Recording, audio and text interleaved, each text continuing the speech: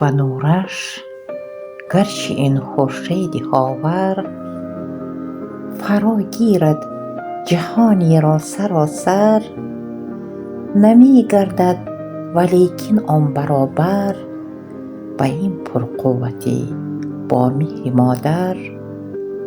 فقط مادر به هر گرما و سرما همیشه بر سر گهواره ما، نکرده میژه ته بنشسته شبها، کلام کرد او چو جان بگرفته در بر. وجودش چون به فرزند است پیوند، ورا خواند به خود جان و جگر بند. اگر خاری خلد بر پای فرزند، دل مادر شود محزون مقرر. برای فکر و یادی پر امیدش، برای حرمت موی سفیدش، به جان هم خدمت و حرمت کنیدش. نباشد تا که چشمش هیچگاه در